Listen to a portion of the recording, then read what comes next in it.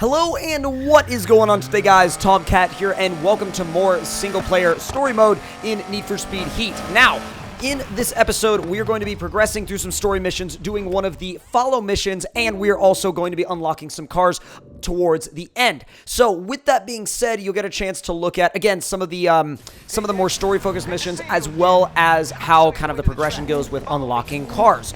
So, this mission was actually really cool because Dex is actually taking us to a race and showing us around, and I think one of the coolest things that a lot of Need for Speeds have been missing is these open world lead follow missions. I think the open world lead follow missions add some really cool life and really cool dynamic conversational moments to the storyline. And with adding those conversational moments, you feel like you're being talked to a little bit more personally. You feel like you're being treated as a character within the world rather than playing through somebody else's story, if that makes sense.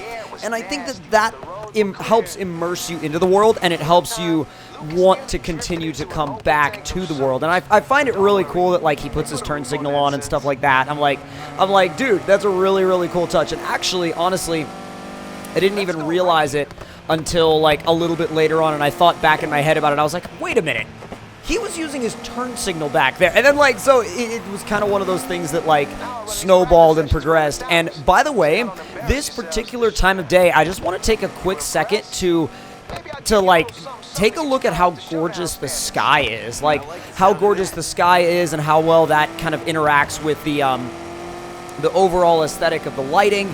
And just everything looks really, really, really good. And I think, with how good everything looks, I think it's important, obviously, to have the gameplay to back that up and to have the story to back that up. And so far, I think we're really, definitely on our way, definitely on our way to that. So, once we get there, it'll fade into a little bit of a cutscene almost, and then you'll transition into your race.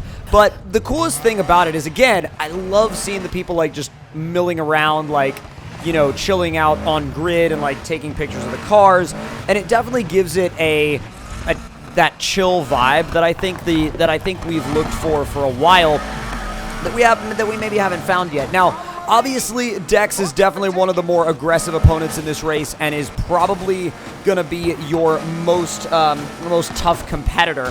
Now, with that being said, though, I think the cool thing about this is that this particular race opens you up to a little bit more tighter back-to-back corners that start to give you a little bit more of a feel for how the physics are in terms of really tight tracks. And I really barreled into the back of that RSX, and I felt kind of bad about it at first. And then I was like, do I really need to feel bad, though? Do I really? I mean, I don't really feel all that bad about, accidentally hitting an AI car. But as you can see, Dex chases you all the way up to the front of the pack. It'll pretty much be on you throughout the entire race. What's cool about this race is how they put a jump in it, because up until this point, there hasn't really been that big of a focus on, on jumps and just crazy cars flying around and stuff like that. But there is, the jumps definitely don't seem out of place, though. The jumps definitely have their place here, and I think it kind of helps to remind you as you're going through the game that, it is a arcade racer, but it's an arcade racer in a fun way. You know what I mean? It knows it's an arcade racer, and it knows it wants to have fun with it. Because if you think back to the days of Underground, if you think back to the days of Underground 2, they had some jumps here and there. They had some, really, really hilarious, almost cartoonish stuff at times. Especially, in Underground 1, some of the jumps that you had in that were just kind of, ridiculous and off the charts. But, they were kind of few and far between. But when they were there, oh my god, it was just some random thing appearing that you're like, huh, that's cool. I don't know if it needed to be there, but I'm glad it is, And it's kind of one of those things that they didn't have to add, but I, for one, am really glad that they did add it. Now, I have a feeling that, that circuits like this and tight areas like this will be really fun online later on down the road, and that's definitely something that I can see being a big part of this. Being a big part of this game is the tight circuits and stuff like that. But I do want to let it be I want to let it be known that this particular AI, the AI of Dex, has been so much more aggressive than, like, anyone I have ever raced before in this game. Like, he was like, on my bumper almost the whole time, and he never really let me go. He tried to pass me, like, once or twice, and he was just right there on me the whole time. So, he was definitely getting it, and definitely a little bit of a boost in... that difficulty and determination aspect for the AI, and it was really cool to see that. Now, exiting the race, you come out into this really heavy rain, and, like, the rain is interesting because the weather will change, like, as you go along and as you kind of, get a little bit more experience throughout the game. And I wanted to get a little bit more cash at this point, so I was like, well, I could go back to the garage and I could try to do some stuff with the car, or I could go around and keep racing and try to earn more cash, which is what I ended up deciding to do. And I found that one was like, my car was a 128 and it was a recommended 120, so I was like, you know what? I'm gonna go for it. I'm gonna head for it, and we're gonna go ahead and get it out of the way.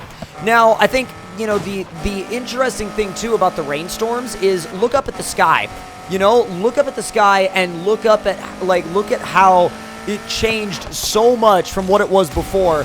Before it was just kind of like, cloudy, overcast. And then when it was raining, it was, you had the rain and then you had the gray sky. But, like, even when you get out of the rain, you have a little bit of the gray sky over here to the right. But as you could see over to the left a couple of seconds ago, there was some blue sky over there. So I love how the weather changes, and I love the effect it has on the world, and I love the look of the water on the road. Again, I can't say enough about how much I enjoy the visuals in this game. The visual aspects of this game, they really knocked it out of the park with. They really did a good job. Now, something I've been seeing in my comment section is that people are interested in more traffic, and I can see where you're coming from with that. I mean, a lot of people say there isn't enough traffic. However, I do want to talk about it for a second in the sense of, there's, like, remember how you would play other games and there would be too much traffic and it would make you mad all the time? Think about those. Think about those moments and think about that before you really commit to that idea of wanting more traffic and you're like, yes, I want more traffic, I need more traffic, like, this is what we want. Because, again, at the end of the day, like, you have to really think about it. Like, do you really want the streets to be packed with traffic? And some people say, well, the streets need to be packed with traffic in order for the game to feel alive, like, in order for the game world to feel alive. For me, I think the world, it does a better job of feeling alive when you have less AI traffic driving around and more real players driving around. And I think we'll see more of that once the game launches. Obviously, it'll be much more common to see players filling the world and driving around you. And I think we really do have to hold our opinions on the whole traffic thing and the whole, like, world traffic density thing until we really see what it's like with a constantly filled up lobbies of people driving around in the game world. Because I think once there's, a bunch of, like, lobbies of people driving around in the game world, I think that'll really make a difference in terms of making the game feel alive and making you feel at home in the game world. Now, I do want to say also, on the note of traffic, as somebody that really doesn't like to have their pace, like, just clobbered and ended by traffic, I'm kind of glad that the amount of traffic we have right now is the amount of traffic that we have, because at the end of the day, you're more thinking about the drive than you are about, worrying about where the next traffic car is going to be. Like, if you're trying to line up a jump, or if you're trying to line up a jump to a billboard, you don't want to come barreling around a corner at 150 miles an hour and then smash right into a traffic car and have it ruin what could have otherwise been a perfect run to that billboard jump. So think about that. Again, these are the things here and there to think about, when you go, oh my god, the world looks dead, I need more traffic. Maybe not, because... and of course, everybody has their opinions about how much traffic you should have. And I'm not talking about traffic in races. I'm talking about traffic when you're driving around. Everybody has their opinions, and everybody has their opinions on, for example, like, open world game traffic. And I think, at the end of the day, I like when games sort of stick a little bit further to especially if they're like, if they're an online world, I kind of like when they stick to the lighter end of things in terms of AI traffic and let the player base fill that world up with actual real-life people, because I would rather see, you know, crazy modified cars driving around in my world than I would, you know, see the same box truck, you know, a million times over the course of a couple of years playing the game.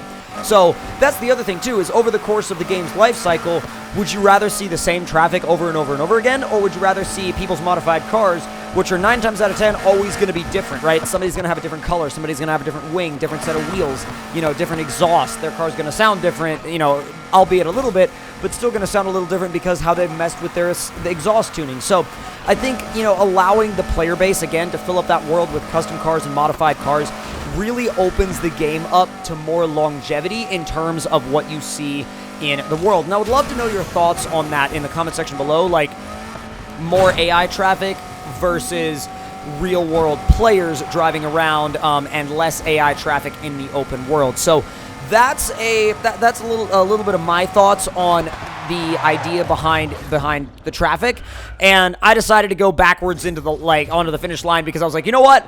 Why not? Like, what are we even doing here if we don't occasionally, like, have a little fun by going backwards across the finish line? Been doing it in other games for years, might as well do it here. So to end this episode off, it's actually going to show us some of the cars in a minute that we unlocked, because once you actually travel back to the garage, it will show you a list of the cars that you unlocked if you did end up unlocking any over the course of playing the game during that particular day session. So with that being said, we actually unlocked some really cool stuff. And you can see also right here, like, some players chilling outside the garage. And that's just one of those things where, like, when you see other modified cars chilling outside the garage, it's one of those moments where it's like, oh, that's cool. What did he do to his car? What did he do to his car? So we leveled up. We got an S15. We got a 2010 WRX STI hatch. We got a 06 STI. And we got a R34 GTR. So that's going to do it for the cars we unlocked in this episode. We will also be unlocking more cars in some future episodes, as well as putting some crazy modifications on the E30 M3. So if you guys enjoyed this video, make sure to leave me a like. Let me know in the comments below what you thought of it. And if you're new to the channel, make sure to subscribe for more. And I will see you guys in the next one. Talk to y'all later.